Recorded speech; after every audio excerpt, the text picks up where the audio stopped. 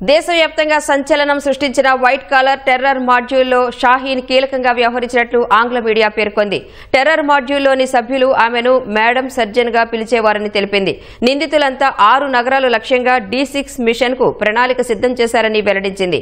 ఈ మేరకు షాహీన్ నుంచి స్వాధీనం చేసుకున్న డైరీలు, డిజిటల్ ఫైల్స్ లో దర్యాప్తు అధికారులు ఆధారాలు కనుగొన్నారని తెలిపింది. ఎర్రకోట సమీపంలో కారు బాంబు పేలుడు ఘటనపై దర్యాప్తు ముమ్మరంగా సాగుతోంది. ఈ నేపథ్యంలో మేడం సర్జన్, D6 వంటి పదాలు వెలుగులోకొచ్చాయి.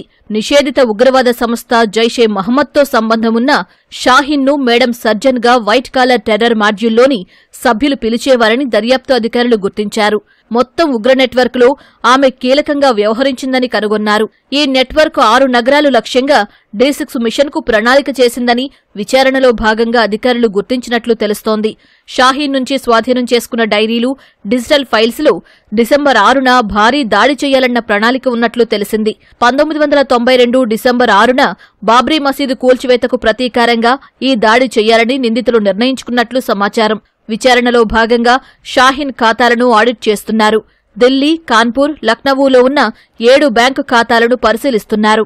ఎర్రకోట సమీపంలో దాడికి పాల్పడిన నిందితుడు ఉమర్ నబీ, ముజమిల్ కు షాహీన్ ప్రత్యేక బాధ్యతలు అప్పగించిందని దర్యాప్తు అధికారులు గుర్తించారు.